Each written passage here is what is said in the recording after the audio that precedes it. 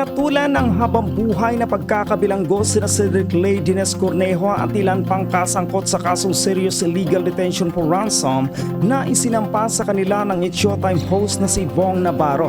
Ayon umano sa inilabas na hatol ng Taguig Regional Trial Court Branch 153, guilty without reasonable doubt sina Ley Cornejo at dalawa pang kasamang sina Ferdinand Guerrero at Simeon Ras na humantong sa parusang reclusion perpetua o habang buhay na pagkakakulong. Hinansila rin daw ang piyansa ng mga nahatulan ayon sa ulat ng DZBB. Kaagad na ikinulong sina Ras at Cornejo na dumalo sa pagbasa ng hatol habang naglabas naman ng arrest warrant para kina Ley at Guerrero. Matatandaang nag-ugat ang gusot sa pagitan ni Navarro, Cornejo, Ley at iba pang mga kasama dahil sa umano'y pagtangkang paghahasa ng una kay Cornejo noong January 22, 2014. Inamin naman ni Showtime host na Bong Navarro na dahil sa kanyang mga pinagdadaanan, paminsan-minsan ay sablay ang mga binitawan niyang hirit at punchline sa non-time show, bagay na napansin na rin ng ilang netizen at pinag-uusapan na rin sa X. Bukod sa Diyos, legal team at pamilya, malaki ang pasasalamat ni Bong sa ABS-CBN Executive dahil sa paniniwala at hindi pagtalikod sa kanya, gayon din sa kanyang mga kasamahan sa Showtime. Binigyang pagkakataon si Bong na makapagbigay ng mensahe sa panimulang bahagi ng programa nitong araw ng Huwebes matapos hapulan ng reclusion perpetua o habang buhay na pagkakabilanggo ang mga kinasuhan sina Dines Cornejo, Cedric Ley at dalawa pang kasama para sa asuntong serious illegal detention for ransom kaugnay ng kinasasangkutan nilang insidente sa isang condominium unit noong 2014. Masaya at thankful naman si Bong Navarro nang humarap sa Madam People nitong Huwebes sa It's Showtime. After nga ng opening ay nagsalita siya sa naging hatol sa Taguig Regional Trial Court Branch 153 kina Cedric Ley Dines Cornejo at dalawa pang mga kasama kaugnay ng serious illegal detention na kasong isinampa niya laban sa mga ito. Una niyang pinasalamatan ang Panginoon. Pinasalamatan din niya ang kanyang mga anak pero naging emosyonal siya nang pasalamatan niya ang kanyang asawa na si Tanya Bautista. Masaya naman ang mga kasama niyang host sa Kapamilya Non-Time Show sa naging tagumpay niya sa kabanatang ito ng kanyang buhay. After nga ng kanyang naging pahayag ay nag-group hug sila. 10 taon na po ang nakararaan, tayo po ang saksi nang isinisigaw ni Bong Navarro ay hustisya. Napakahaba po ng paglalakbay ng kasong ito na isinampa niya laban kina Cedric Ley, Dines Cornejo at sa iba nitong mga kasama pa. At kanina nga pong umaga ay lumabas na po ang hatol ng Taguig RTC. Panghabang buhay na pagkakulong kina Dines Cornejo, Cedric Ley at dalawa pa dahil po sa kasong serious illegal detention with ransom or for ransom ang terminong ginagamit niyan sa hukuman.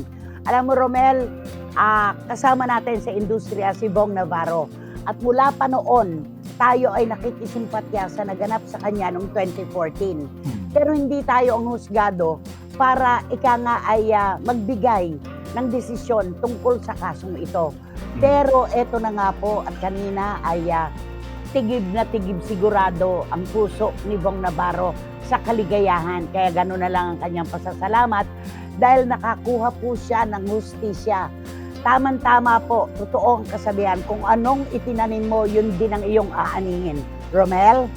Yes, nagbubunyi ngayon ang show business kasi syempre kasamahan. Siyempre, sino pa ba ang magtutulungan at bukuhan ng lakas ang nasasakdal, di ba? Kundi ito na, dumating na ang matagal na, hindi natin ine-expect na ngayon pala i-release, di ba, Nay? Akala natin natulog na ang kaso ito, yun pala. May maganda tayong hinihintay na balita na ito na.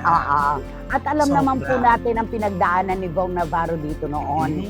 At nakita po natin ang kanyang itsura, ang kanyang salaysay, ang kanyang ipinakipaglaban. At alam po natin na yung kanyang hinihinging hustisya ay nararapat lamang pong ibigay sa kanya. Kaya naman maligaya po ang buong industriya ng lokal na aliwan para kay Bong Navarro. Ayan. Nay, ang buong publiko po ay nagbubunyi sa katarungang sinapit ni Bong. Kung mababasa niyo po ang mga comments sa FB, wala po ni isa ang nakisimpatya sa mga akusado. Justice prevailed. Maligaya po kami para kay Bong. Totoo yan. Totoo yan. Kung anong itinanim natin, yun ang ating aanihin. Di ba? At last, justice has been served. Congratulations, Bong Navarro. Sabi ni Marichu Formacion Espiritu. At sabi naman ni Tita Nene Olanday, sa wakas nakamtan na rin ni Bong Navarro ang hustisya. Maligaya ang lahat para sa kanya. At sabi ni Wating-Wating, Nanay, justice is served. Congratulations, Bong Navarro. God is really good. Always good. Kaya sabi po nung isang nagkomento, hindi natutulog ang Diyos para sa mga nasa tama. Iko-correct lang natin, hindi po umiidlip ang Diyos. Totoo lang. Kapag ang ipinakikipaglaban po natin ay tama, katotohanan. Ayan. At sabi ni Boise, I'm happy for Bong Navarro. Nakuha na niya ang hustisya. Inaasam niya, hindi natutulog ang Diyos. Cedric at Denise, sabi niya. Ayan, sabi ni John, ang tagal na dapat niyan. Pero dahil matitindi ang mga kalaban ni Bong Navarro, tumagal yan. Napakasarap lang makakita ng mga tao na pagkatapos mambugbog ng isang taong walang kalaban-laban, ay sila naman ngayon ang mabubulok sa kulungan. John, thank you sa iyong mensahe. At ito pa ang kanyang karugtong. Huli na ito. Pero nakakatuwa pa rin para kay Bong Navarro. Totoo ang sinabi mo, Nanay, kung anong itinanim natin, yun din ang ating aanihin. At meron din ako idudugtong. At kung ano man ang resulta ng ating ginawa, kailangan nating pagdusahan ang Pagbayaran. Yun lang. Totoo yan.